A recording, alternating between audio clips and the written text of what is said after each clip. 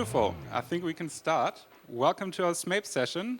First of all, round of applause for everybody organizing this. Such a short-term venue change. Looks a bit like my student job 6 years ago where I repaired bikes. So back to the roots, so to say. Welcome to our SMAPE session. Another round of applause. We were talking about lots of diversity. The only all-female panel during Shared Mobility Rocks, so definitely worth an applause. Beautiful. And I don't want to bore you so long with what the SMAPE project is. However, I'm going to tell you quickly what the SMAPE project is. The SMAPE project is basically a policy innovation network. We have various partners all over Europe, and our goal is that through collaboration together, we all chose one policy instrument that we want to revise, we want to innovate, or even create a new policy instrument in the realm of shared mobility. And what's better than exchange of knowledge? So we institutionalized the exchange of knowledge within the SMAPE project. Not all members on the panel are part of the SMAPE project, but we have one member of the SMAPE project. Do we have SMAPE members in the audience? A couple. Beautiful. Okay, and I wanted to show this beautiful video that Polis did for our SMAPE project, which explains what the SMAPE project is in 2 minutes. So I see there's some SMAPE members, so I'm just going to put you on the hot seat. You have 2 sentences to explain in the audience what exactly is the SMAPE project. Oh, Alonso, you're smiling. Do you want to do it? Yeah, you want to do it. So hi everyone. I'm also part of SMAPE. I'm part of Polis network. And SMAPE basically is, well, as Fabian explained, we're working on policy instruments and we want to redefine them, but the main aspect is to integrate shared mobility into those policy instruments. We are trying to look how we can integrate this new or different way of moving into those policy instruments that generally are about urban development or transport or mobility policy frameworks. So yeah, basically that's it. Beautiful. A little bit more than 2 sentences, but I'm not going to be too German about it. Okay, so I got the task to do a session here, and I thought policy instruments, they can be a little bit dull. I don't know, we have, for example, a law in Bremen, the Mobilitätsortsbaugesetz. Doesn't sound so rocking. So I thought, how can we do shared mobility strategies in the context of a rock festival? So I thought, yeah, producer, makes sense. I got 4 speakers. They come from 4 different organizations. Ananda, you're from a ministry, so you're a public authority. We got a university. We got a company that is owned by a public authority. And we got an NGO. So that's very diverse in terms of producers. Then I thought, yeah, well, strategies, they have a content. We just call that the lyrics. And then I thought, it's been 9 weeks since I started working in shared mobility. I keep asking those simple, repetitive questions, but I came to the conclusion it's important to always ask those questions. So that is our chorus, the mantra, something that you have to repeat, even though it seems easy or, self-telling. And then, of course, if we talk about strategy, we talk about performance. A strategy can grade on paper, but does it perform in every stage? Does it perform in Vienna while also performing on a rural island in Greece? Or, I don't know, a small, beautiful town in the north of England? And last but not least, I thought about booking and features. It's all about stakeholder involvement. So when you wrote your strategy or when you thought about your strategy, who did you involve? Were there some stakeholders that were unexpected? What did you get from them? And yeah, on the other hand, of course, the booking, do you get the strategy on the street? Is it working? I'm very happy to have our first speaker. Our first speaker comes from the UK. Her name is Antonia. And well, first of all, before I started the session, I Googled for synonyms of expert. I only found master and expert, so you can choose if you either want to be a master of shared mobility or an expert. What do you prefer? I'll go for master. All right. So we got a master of shared mobility.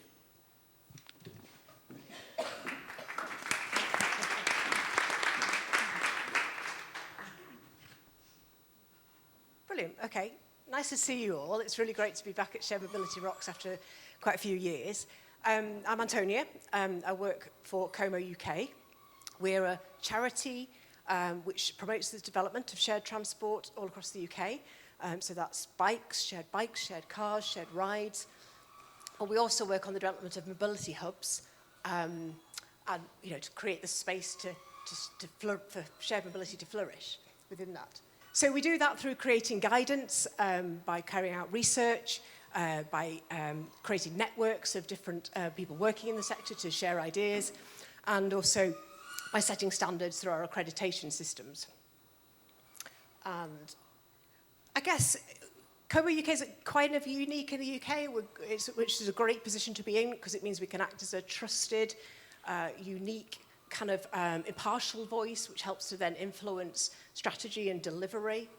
We have the ear of both the private sector and the public sector, so that helps us to create a bigger picture and learn lessons from all of that, and then we can share that around. So we have very limited resources. There's only 7 of us that work across the UK, but we have really big reach in our network, so we can help to foster that kind of culture of sharing and collaboration that we're going to be talking about today.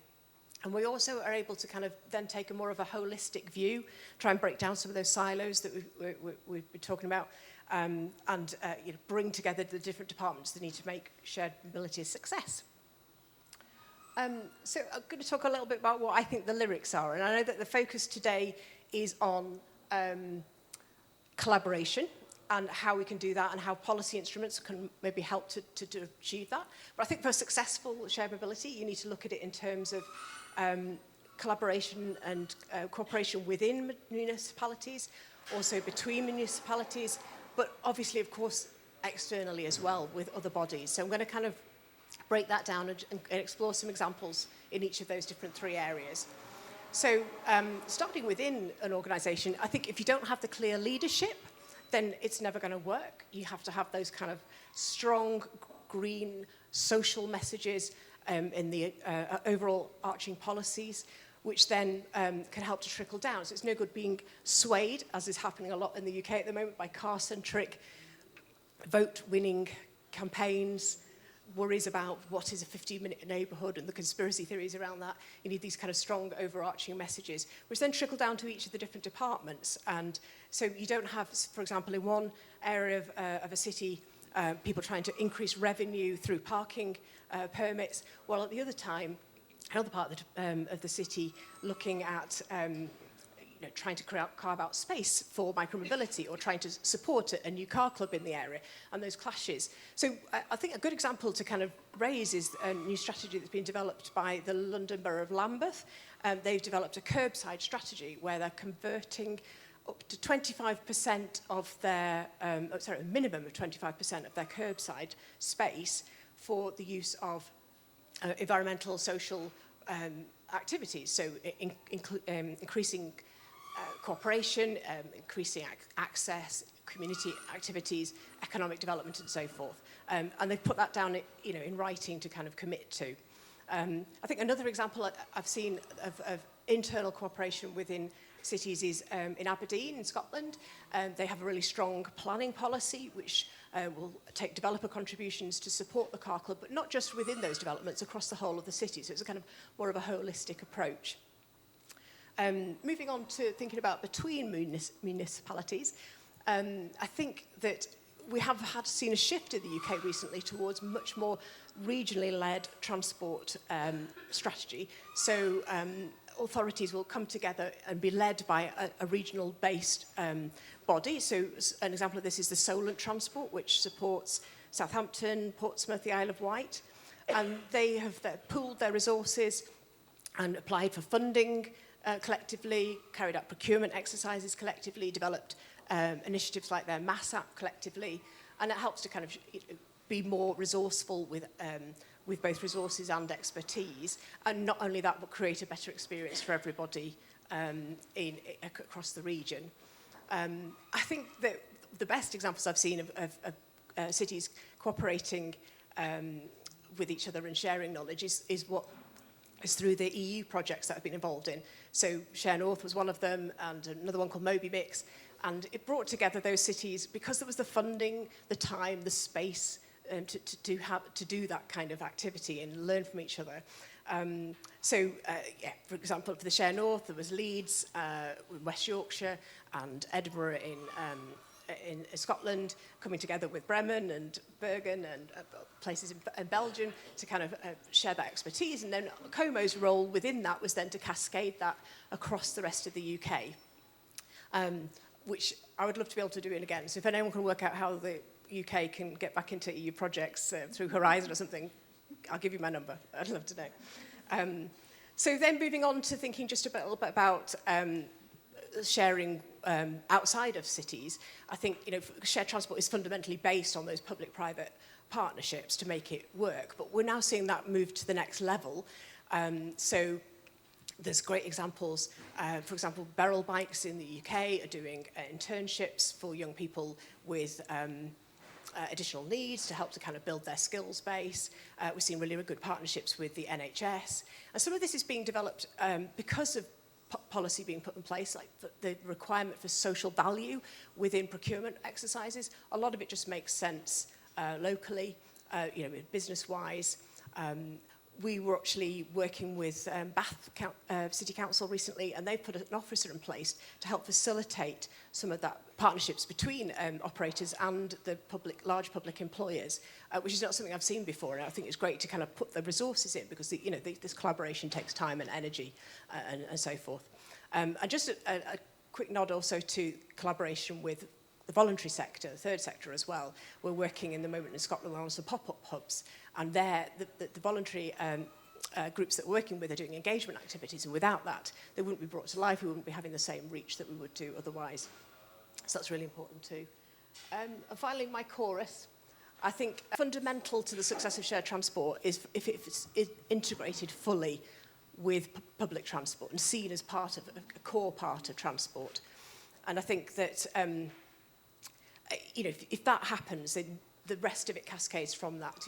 The funding, the policies that surround that in terms of not overcharging operators in inappropriate areas, carving out space, the integration, both physical and digital, can all come from that. But without having that collaboration internally, to kind of set the agenda between cities to learn about the best ways forward, and without having the collaboration with external partners to actually fundamentally make that happen, then you're not going to achieve that properly. So it all takes time, energy, communication, but it is all doable, as we've seen in lots of great examples. That's me. Perfect. Thank you very much. I forgot to say, I would like to limit the questions after the presentation to just one, but remember them and then we take them to the discussion. Is there a question, a short one? There's one. I can also walk around, no problem. Thanks, Antonia. You mentioned the importance of integration, a full integration of shared mobility into the transport system, and I keep hearing the term MaaS, mobility as a service, and how important mobility as a service is, but I also keep hearing that nobody uses it, or that the uptake rate is still quite low. How relevant do you think that MaaS integration is for shared mobility right now versus in 10 years? Wow, I think that's a question that's been asked at conferences for the last 10 years, probably, and I don't have any magic answers. We've seen more examples of it developing in the UK, and it's getting stronger, and I think it's helping to raise the profile of a whole different range of mobility solutions. And it's still kind of early days in terms of how much is integrated. Is it just information, or does it take you through the full experience? And those issues haven't been addressed yet. So I think we're on a very early journey, but whether it'll end up being lots of regional solutions or whether there'll be one kind of big solution, Google-like, that comes in and takes over, who knows? Thanks very much. It was a bit of a devil's advocate question because I'm very much a proponent of the best software won't help you if you don't have the hardware to begin with. So that's why we in Bremen focus on the hardware first. And maybe 10 years down the line, we'll have a network density of shared mobility services so that we can have the luxury of focusing on the software. Perfect. Thank you very much. And then our next speaker is from my neighboring country, just south, from Austria. And her name is Ivana, and she's also an expert on shared mobility. And she's one of the co-authors of Austria's first sharing strategy, if that's correct. Right? Beautiful. Thank you. Some of you would say I take the easy way out because for my presentation, thank you, I wrote some rhymes to make it a little bit funny. But it's actually very difficult to present and to read the rhymes down. So I hope I'll manage. My name is Ivana. I'm from Austria Tech. We are an agency from the ministry. Austria Tech is a public agency that supports the ministry in order to implement mobility, technical, industrial measures. So we as a public agency paved the way, supporting the country in mobility sway. Before the sharing strategy took flight, a foundational document we did write. Indicators established to measure the sharing's might, engage in dialogue, stakeholders insight. These activities in the future we will continue, driving transformation, it's our mission anew.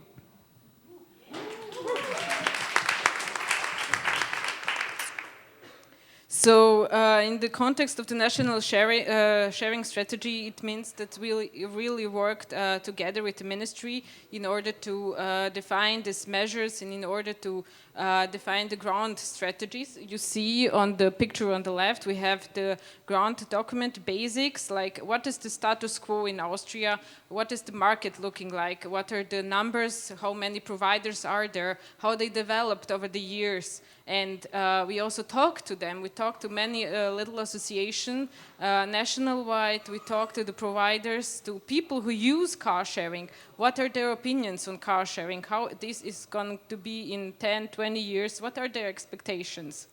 And all these measures then we discuss with the ministry, and there on the second document, the sharing strategy im Personenmobilitätsbereich on German. Both documents are on German, and there you can download them on the page from Austria Tech. Okay, to the lyrics. In the transport system, sharing plays a role. Conserving resources, it's the ultimate goal. Reducing energy needs, making a change, showing ways out of car dependency, we arrange. So the chorus, the lyrics are about how this, we defined specific measures and we defined specific goals, how we are going to reach those goals. One of the main things is we want to get this private cars away, and we want to make sure that people use the PT, that people use the car sharing and the bike sharing, all other modes. So in order to do that,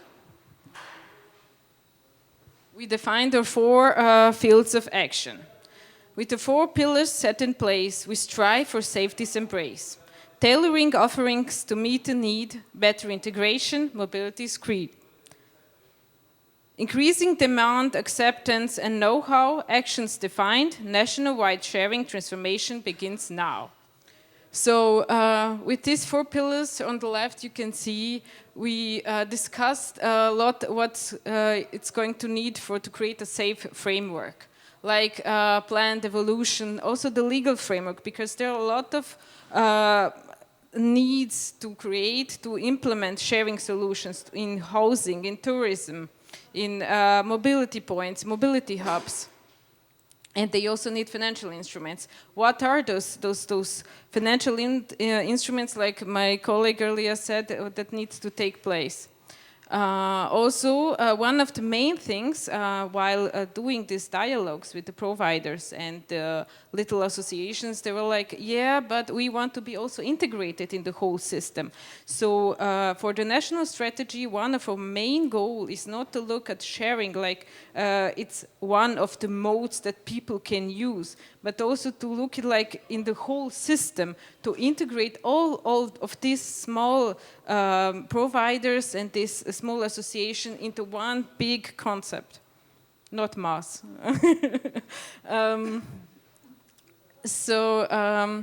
Also one of the pillars is to coordinate needs-based offers.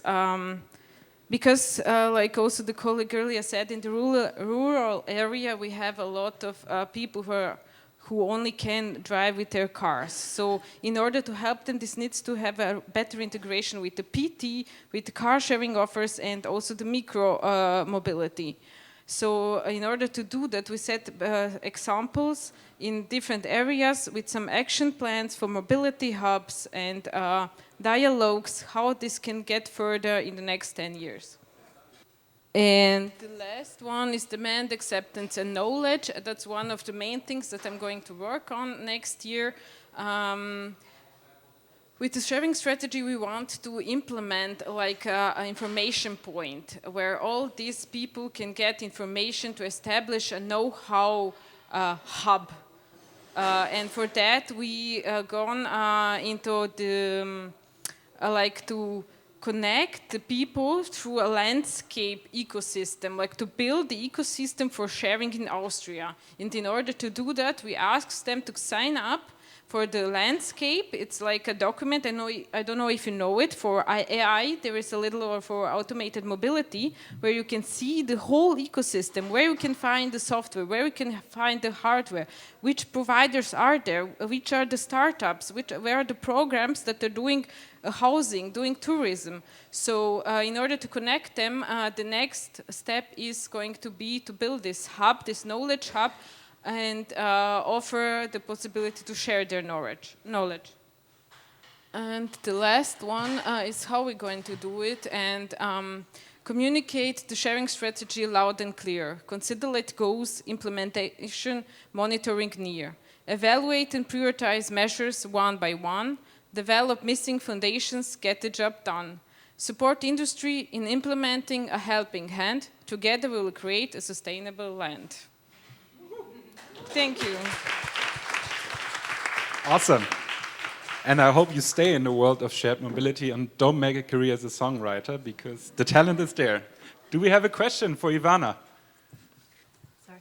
Ivana, who did the initiative come from to create a national shared mobility plan? Was it out of Austria Tech? Was it out of the demand or need of the municipalities and states? Or did somebody from the federal government say, we need this?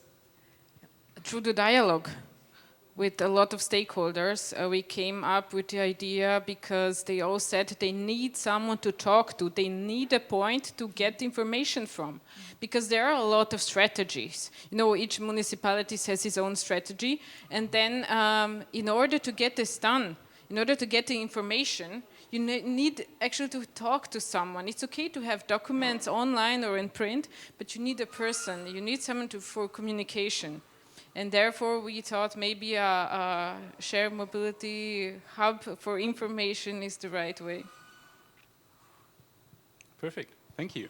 And then I'm happy to introduce our next speaker, who brings some valuable perspectives, because she comes from the south of Europe, and her strategy is more concerned with rural areas. Correct me if I'm wrong. That is not coined by big urban cities, so it's a very interesting perspective. Welcome, Vasia. Okay, hello everyone. I'm not sure that I can complete this presentation with the rhymes, but I'll do my best. So here we are.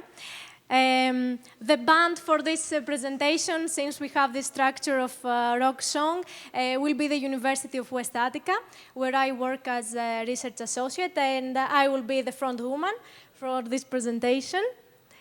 Inside the University of West Attica, Our team is in the Laboratory of Sustainable Systems and Resilient Infrastructures, and more specifically, the unit of safe and sustainable mobility. And we work on supporting authorities regarding regional strategies in terms of sustainable mobility in general, and now on shared mobility as well in the frame of this project. So it is a Greek institutional body governed by public law. It is the third largest university in Greece in terms of undergraduate students. And it provides top service of education, research consultation, and lifelong learning. And I'm telling this information because our organizational form is a bit different than the rest, who may be authorities and are the final decision takers, for example. But of course, we can support them in policy making.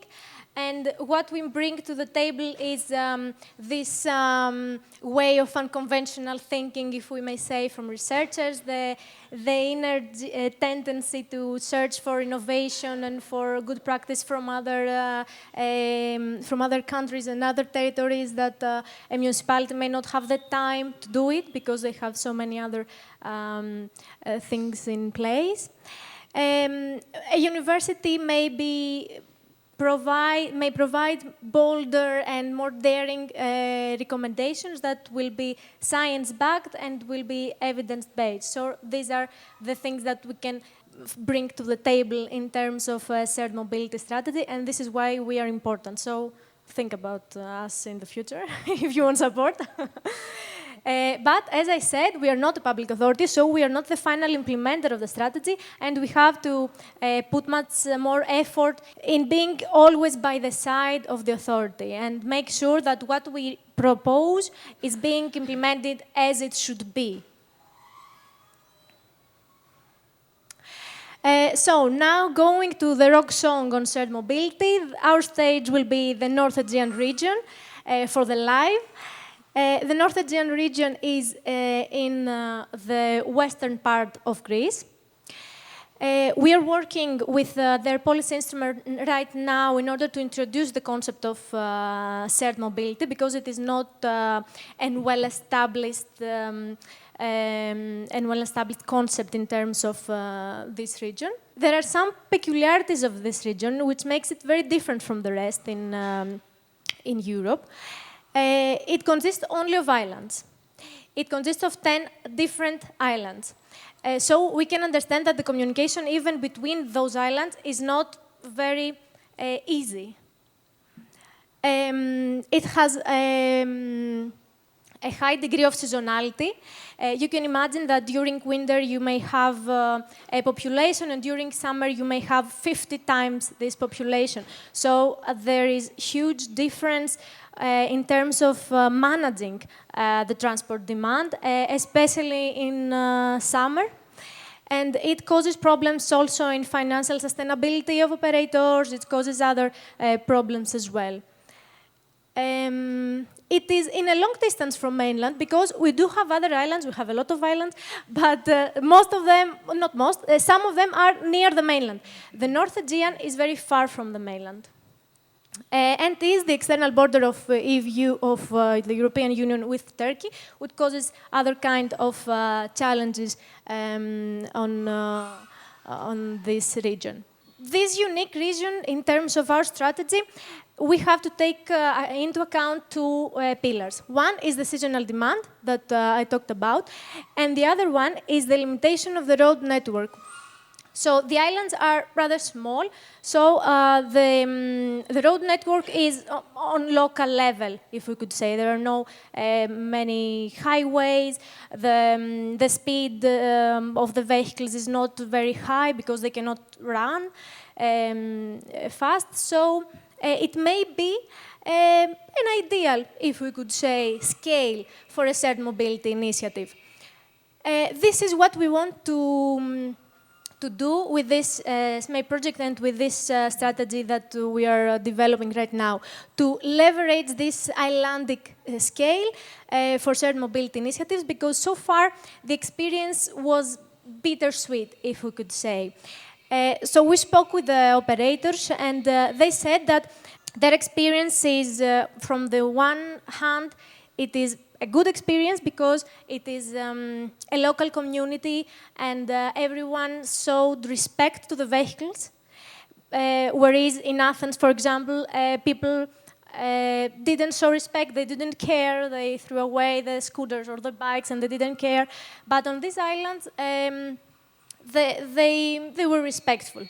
But on the other side, as I said, there was this financial barrier because in the summer there was some profit with all the tourists and all this demand, but in winter there was no demand, in fact, because the population was very low.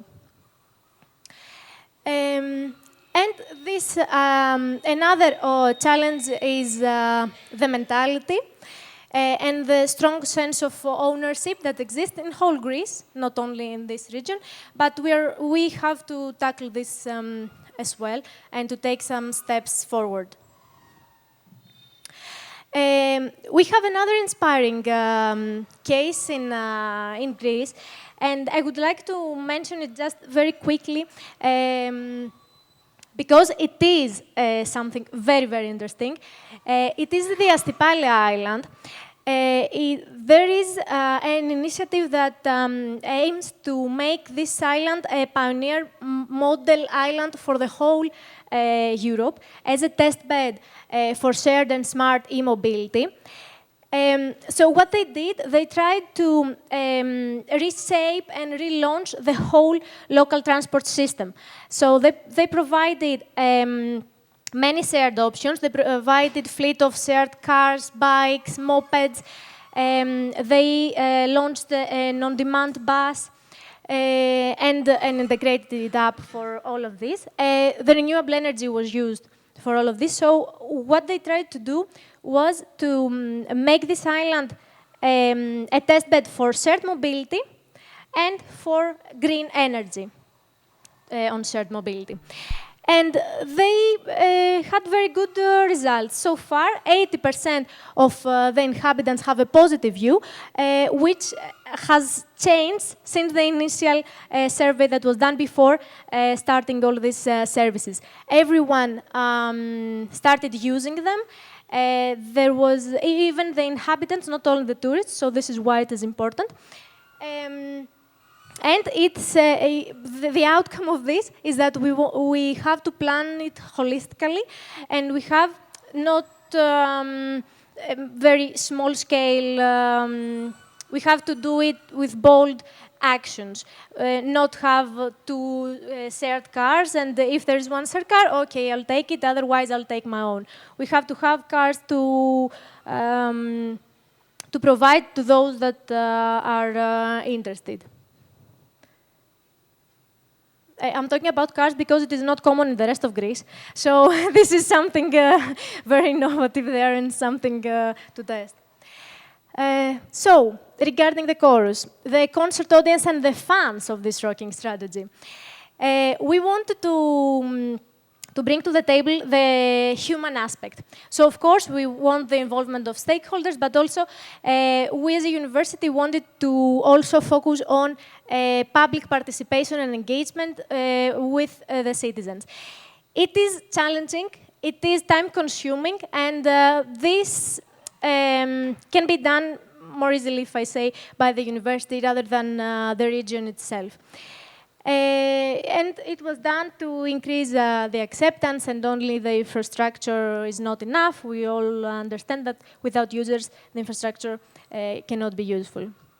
So, as a university, as a neutral third body, we can facilitate this participatory process and the dialogue. Regarding the question that we should always come back and ask ourselves, the question is, what is the mobility need I seek to satisfy? And I'm telling this because we have another great example in Greece. We have the example of the city of Igoumenitsa. So Igoumenitsa, to give you like the context, the local context, it is no touristic area. There are no students, and yet they launched a shared system with 15 bikes, and they had over 1,000 bookings in 1 month.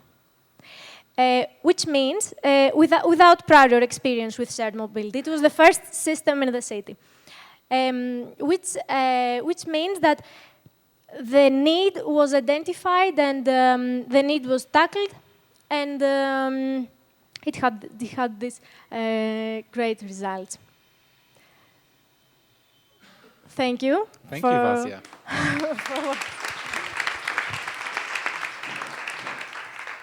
Do we have a question? I see one there.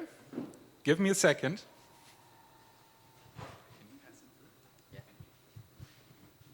Hi, I'm very much interested in the small town or small town aspect of your presentation. Most of the shared mobility systems are found in big towns, and how do you think they differ? You said something about they take care more, but what is the reason why the systems are successful? Yes, in the island, the operators found that they care more about the vehicles because they are a small community, so they care about everything. The success on the islands of North Aegean was bittersweet due to financial purposes. So, in order to have success, we have to change the mentality first. This has not been achieved yet in North Aegean region, but this is what we're trying, and this is why we are working with stakeholders, and we're going to involve citizens as well. I think that this is the element of success, is the mentality, and to change the mentality, because the mentality of ownership, first of all, because after that, they care about the... But in North Aegean region, it is important to say that the factor that was most important for the citizens was not the environment. So we couldn't go, okay, this is environment friendly and stuff like that. It was the reliability, that I can go there and I can find a vehicle to go somewhere, and then I can find a vehicle to come back. So this is what they are afraid of so far, and this is what we change for. We should change for success.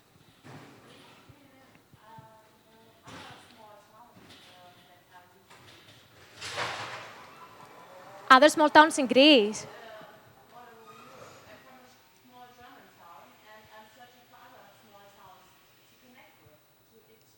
I think we could take this discussion into a joint discussion, which would definitely be interesting.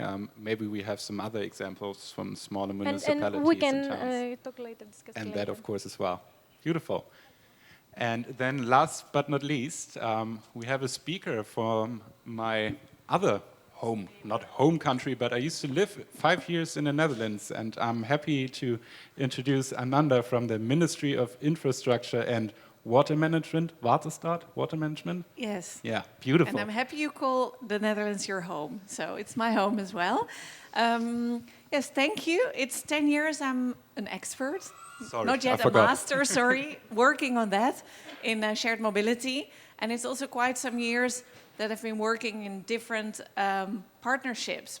2015, we launched the Green Deal car sharing with public and private operators, municipalities. We inspired also the Belgian Green Deal. And at the moment, I work in a program we call it Natuurlijk deelmobiliteit, which can be interpreted in many ways. But one of them is, of course, shared mobility, right? And that's a program. So it's a 5-year program. You see a lot of people, you know, putting their signature on there. One of our partners, the city of Utrecht, is in the back as well. 5-year program on shared mobility. It's a public program in the Netherlands, and we have the slogan, made by frontrunners, available for everyone. So whatever we make in a program is available for everyone, of course. So a ministry, I can't say that we at the ministry really started this program on our own, because we're doing it with 29 different organizations, provinces, cities, transport authorities, for example.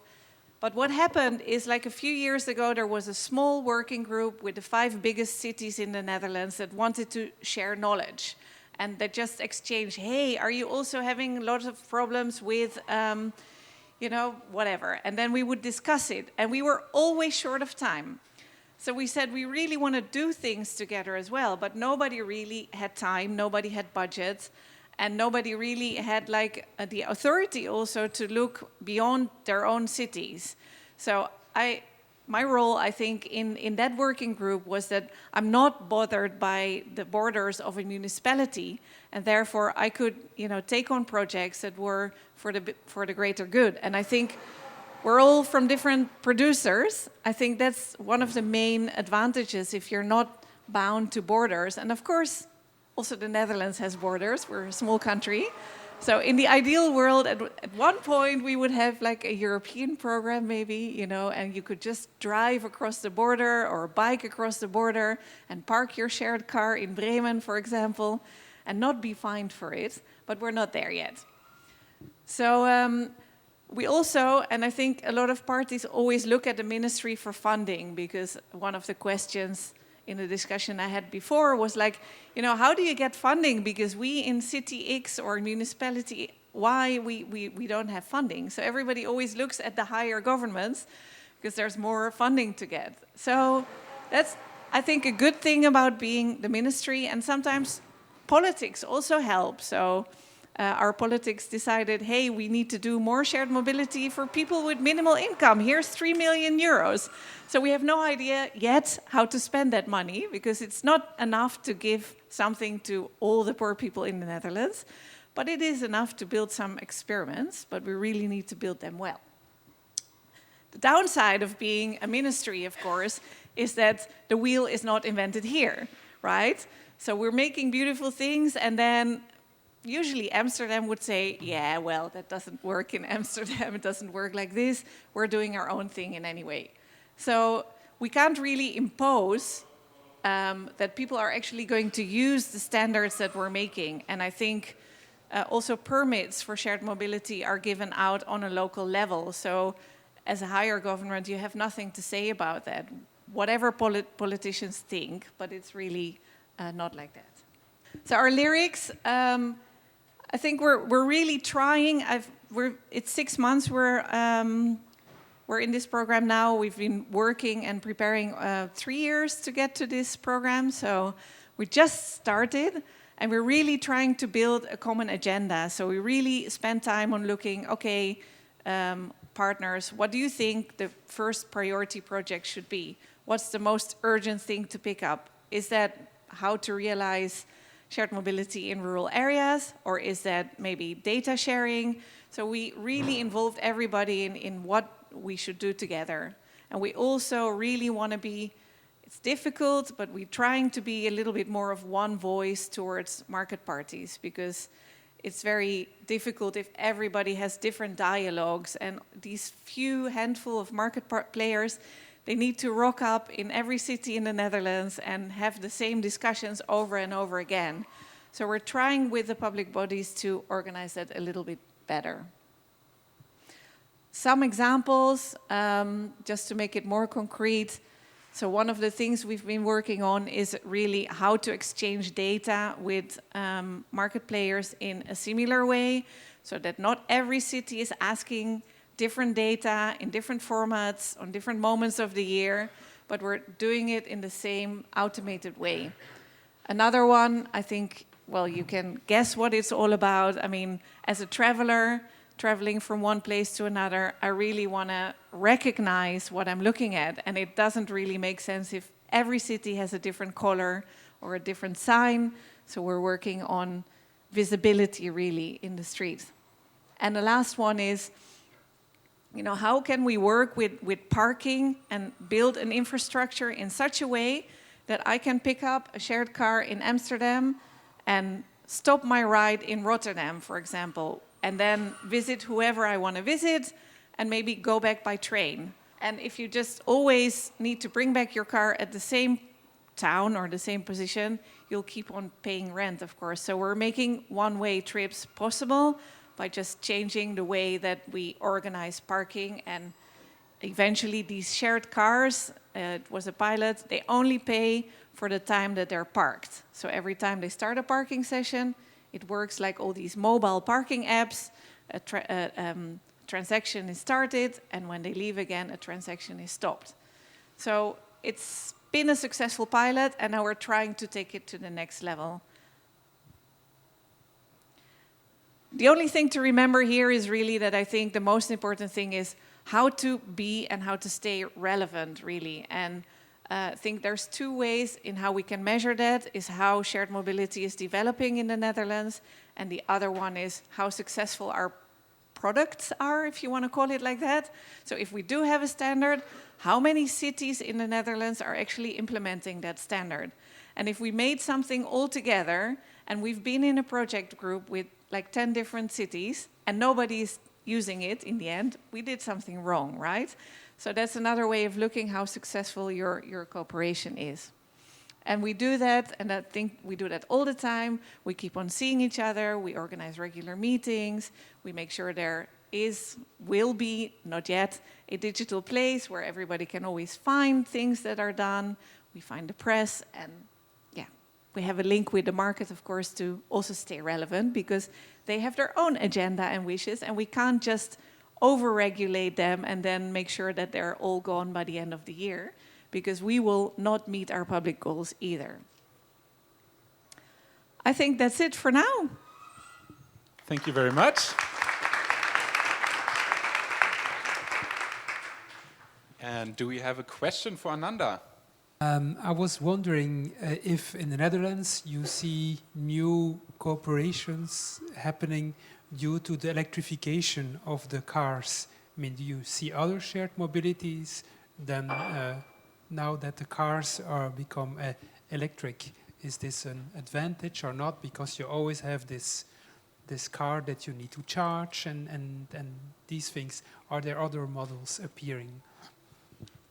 Do you mean with other models, like other market players or other concepts? I mean other concepts, yes. Yeah, in the Netherlands, I think there are a few shared car operators, or actually one that is also famous for the two-way charging. So next to being a shared car, they're also a battery on wheels, if you like.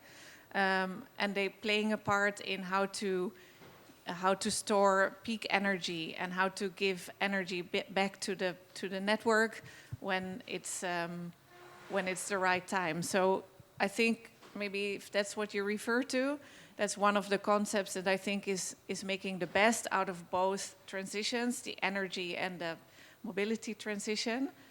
But it, of course, also brings a lot of challenges, the whole needing to be zero emission in the Netherlands. And especially, I think, just to give one example, so a lot of cities, for example, Amsterdam has the obligation for all shared cars to be zero emission by 2025, which is pretty soon. But what sometimes public parties forget is that they're also responsible then for bringing the infrastructure. And not, a simple example, not all of the car sharing spots are suitable for placing charging infrastructure. So sometimes it's the public party that is actually lacking behind for realizing their own rule. So first to start with, I'm a huge fan of the transport. The transport in the Netherlands. I'm coming from Belgium. So I was very interested because we had a presentation about, like on the state level, we had presentation on island level, which could indeed more or less be assimilated to villages or let's say smaller scales. And in your presentation, you said that you were dealing both with municipalities, mamma mia, complicated, and big cities. And of course, you're trying to find like a common point to be constructive with both of them, having standardizations and so on, to make it easy for the end user also. And I was wondering if you could say a bit more about how are you dealing with it, and if you had like, okay, you spoke about the budget that you have, but if you were alone with your expertise, what would be the next point where you would really like to invest, or let's say to have the politics to invest in the specific case of the Netherlands? Because I'm interested for Belgium, of course. Yes, there's several things to your question, and I also think it's interesting maybe to ask the rest of the panel about this. But so we don't have smaller cities that are directly partnering in the program, because they also need to co-finance and it takes time. So in smaller municipalities, there's often only one person who needs to look after all the mobility portfolios, and they don't have time. But we have a lot of provinces and transport authorities or regions that then represent all the municipalities in that region. And we're trying really in each project that we do to put together a project team that consists of people that are representative from our stakeholders, let's say, to really build something together. So that if we're making, for example, standard law texts for local municipalities, it's not based on the size of a city of like Amsterdam, because it will not be relevant for a small town. So we try to minimalize the regulations, for example, and make it suitable for everybody to use. And then if you're Amsterdam, you can top up and you can add on, for example. But at the same time, there will also be things that are only relevant for big cities, and there will be things that are only relevant for rural areas, like, you know, a test whether there is interest, for example, in the first place. I think that's the first question. And the second one? If you had like one direction that you could give according to, if you had, depending on, I mean, relying on your expertise of today, of all your years, what would be one direction that you would really like to push for the Netherlands politics in terms of transport? Yeah, that's $1 million question, of course. Of course. Ooh, yeah, very difficult. So I have one main worry. My main worry at this moment, I think, is that I think the shared mobility systems that we have are very vulnerable. So in the Netherlands, there's been some acquisitions and takeovers, so you have less market players. And also in some sessions before, you see that we're also starting to build new housing with shared mobility in it for something that is realized in 5 years. So we're structuring our cities around something that is still very vulnerable, and I think sometimes we don't realize it. So my main focus, I guess, would be in how we could strengthen the market. But of course, it's very difficult. I don't know. I'm not sure if I would invest money, public money, in that. But that would be something that I would really think we all need to be taking responsibility for. Yeah. But I really think that for all politicians, put your money where your mouth is. So, I mean, it's nice to invest in shared mobility and then say, well, everybody can still have 3 cars on their driveway, but we're just putting some bikes here if you want to use it. So if you're really serious about realizing the mobility transition, then they should also make parking more expensive, remove parking places from the street, blah, blah, blah. And you know the drill. Of course, it's not shared mobility policy, but without that, what are we all doing? We're just creating some extra fun transport modes? Not sure. Perfect. Anyone wants to add? Thank you. Or I was going to ask Ivana, do you have the same difficulty? Do you just do, for example, like Ananda said, a slimmer legal text because you know that Amsterdam, or in your example, Graz, maybe wants to top it off, but you want your strategy to also work in a rural town? I recognize a lot of similarities from her presentation, and I have a lot of questions for her. In Austria we have a few big players, really like big. Like there is the railway company who has their own fleet, and there is the PT who has their own car-sharing fleet, and there are a lot of small providers. And the goal there is actually to integrate them together, to work together, to make standards for them, how to integrate them, like you said earlier, to park the car in Bremen, and that it's really allowed. So in order to do that, we have some associations who are working on it. Like there is something called Car Sharing Link. They have something like a roaming program where there is allowed, you can pay a fee, so you get to be the part of this association as a really small car sharing provider from a municipality, and then as part of this association you can use the different car sharing fleets.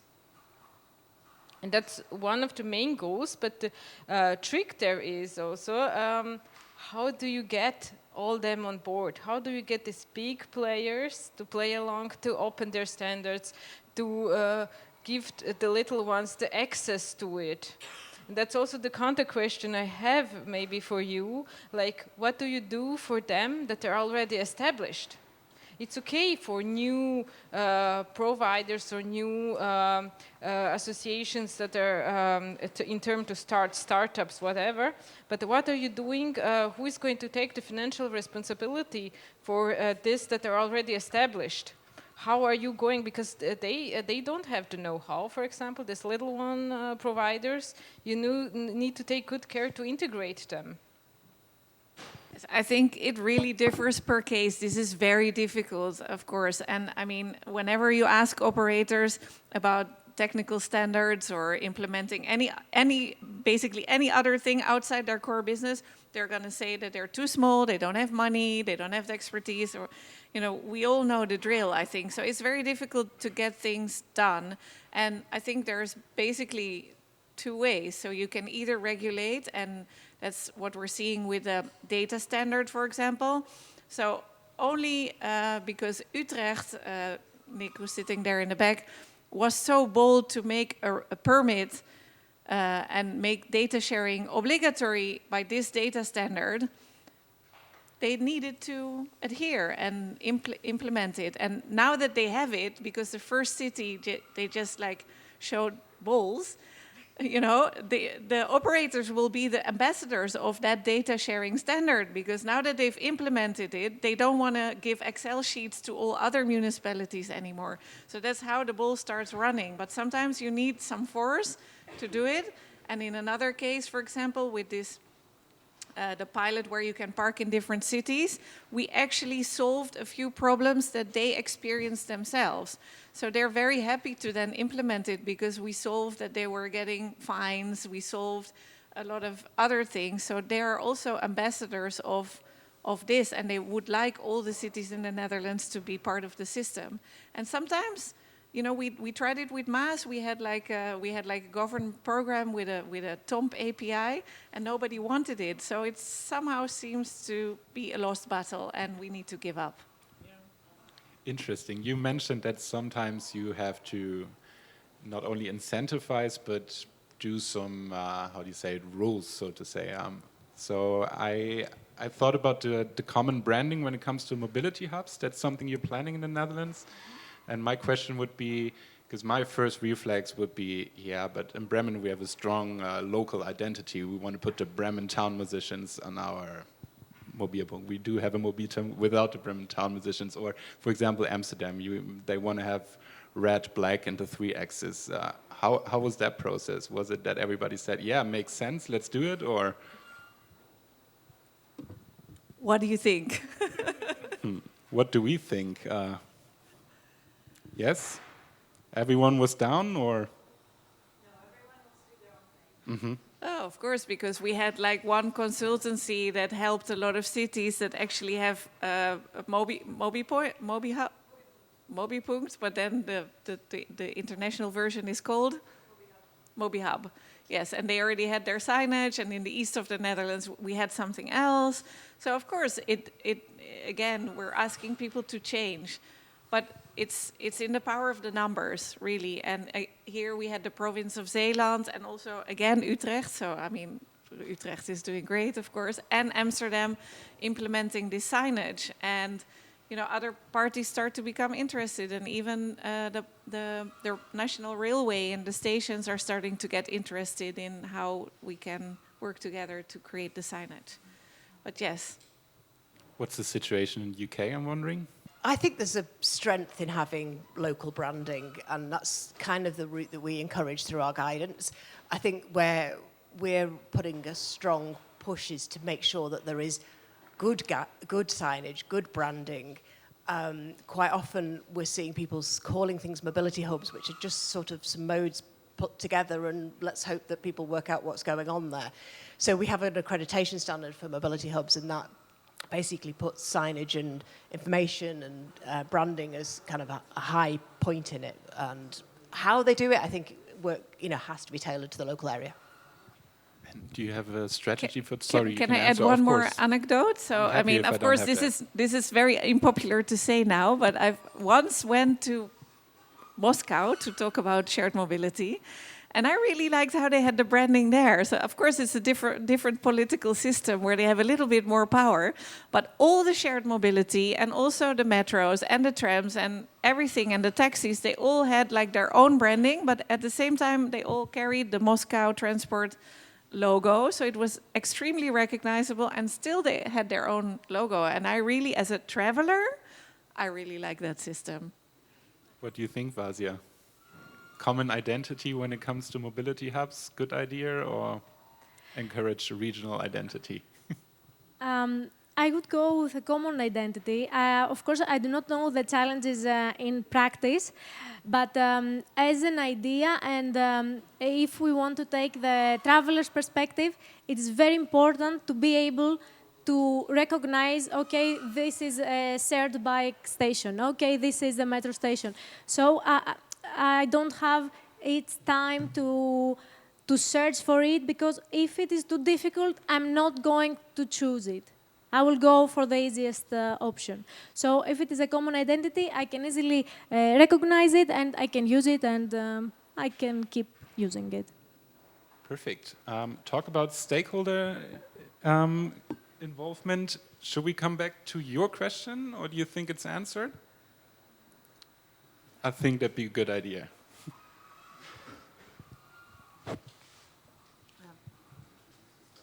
Yeah, excuse me, Julia Oberdörster. I'm from Siegburg. That is a town of 40,000 inhabitants nearby Bonn, in North Rhine-Westphalia, Germany. And we have about 40 car-sharing cars in town, 120 bike-sharing bikes, whereof some are with electrical power, and also some cargo bikes. And then we have 300 scooters, or should have 300. I don't know what is on the street right now. And for us, it's a problem that we have this high standard right now, but we don't have data to convince our politicians to continue our way, and we need exchange with other strong towns, because the problem for us is we have this strong local neighborhoods that we try to convince and find actors that try out the system, but our resources are very limited, and we have to get new ideas, and therefore we were searching for other small towns that there are, but you don't find them so easily to exchange and maybe copy and paste the ideas and the advertisement. And so I'm asking, do you know somebody? I can introduce another example from Greece. So what we're trying to do is to provide examples that are already successful, and to provide this evidence of success. For example, we have a city in Greece, it is called Karditsa. It is called the Amsterdam of Greece, because it has 56,000 people, and it has over 20,000 bicycles, which is not common in Greece. And it all started via the political will of a specific mayor. And when they wanted to begin the network, so they started the constructions in front of some shops, and the shop owners reacted, of course, because it was a change for them. And they told, no, what are you doing? You're destroying us. Our clients will not be able to park and come inside the shop, etc. But he kept going. And after that, there was so much growth in this street, in this neighborhood, in economical terms. Because the bicyclists could come along, the pedestrians as well, because it was made for all vulnerable users. So that the shop owners of the other streets went to the mayor and begged, please come to have bicycle lanes in our street as well. So what we could do is to have some examples that are already successful and to have to show them why they are successful and what has been achieved and look where we can go and then convince them. And if we are talking about politicians, of course, we can show them what they are going to win through all this. I could just add that we have some examples on our website that might be useful, some different case studies with videos and business cases and so forth. If you go on to como.org.uk and then go to the community section, there's some there. Perfect, thank you. The hardest part for the moderator is to break up a fruitful discussion, I'm afraid, because the next session will start at 5. However, if you thought this was interesting, we got some more offers for you. You can sign up to our newsletter. And in the end of February, we're going to have a webinar where we're going to talk about the interplay of local, regional, and national shared mobility strategies. I hope I'm going to see all of you there, or at least you're going to sign up to our SMAPE newsletter. And I thank you very much for being here. And thank you to the audience as well. I hope you learned something today, and I wish you a pleasant afternoon. Thank you. Shared mobility rocks. Shared mobility rocks.